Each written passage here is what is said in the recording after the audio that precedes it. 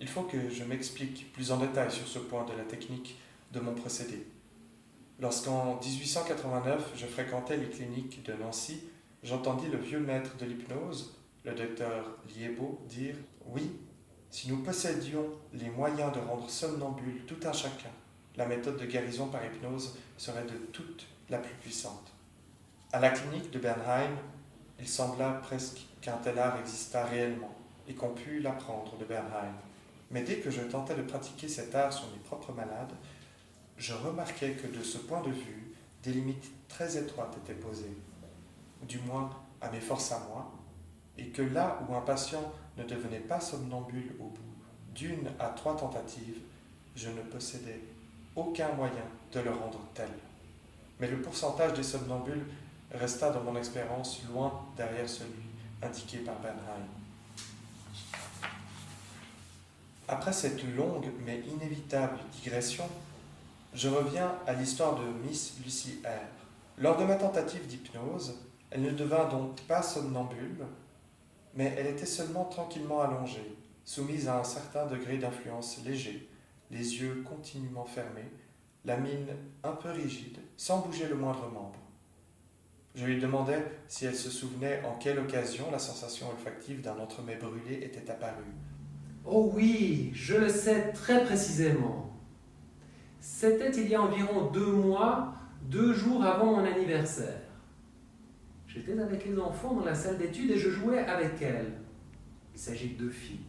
Je jouais avec elles à faire la cuisine. Voilà que me fut remise une lettre que le facteur venait de déposer. Je reconnus au cachet de la poste et à l'écriture que c'était une lettre de ma mère de Glasgow. Je voulus l'ouvrir et la lire.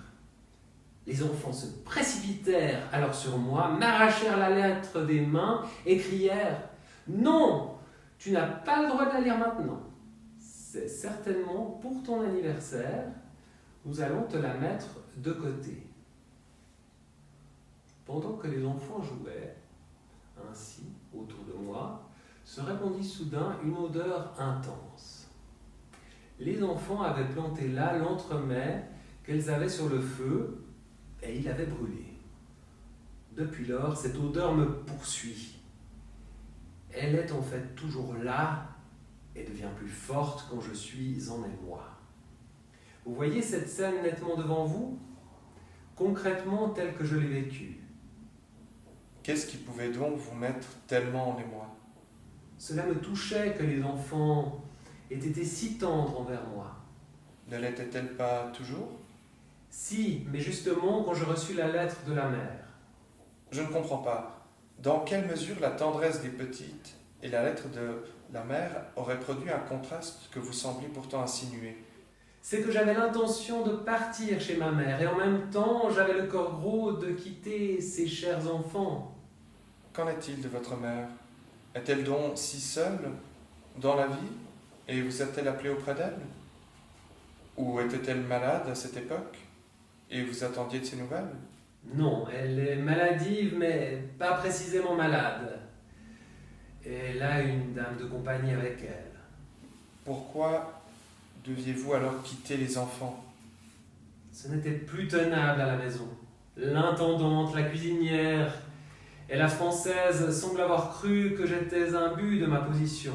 Elles ont comploté une petite intrigue contre moi, ont rapporté au grand-père des enfants toutes sortes de choses sur moi, et je ne trouvais pas chez les 2 messieurs le soutien que j'avais attendu lorsque j'allais me plaindre auprès d'eux.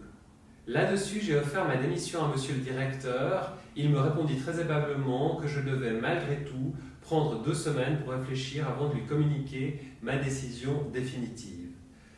C'est dans ce moment de suspens que je me trouvais à l'époque.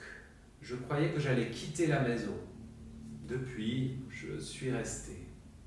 Et quelque chose de particulier vous attachait-il aux enfants, hormis leur tendresse pour vous ? Oui. Sur son lit de mort, j'avais promis à la mère, qui était une parente éloignée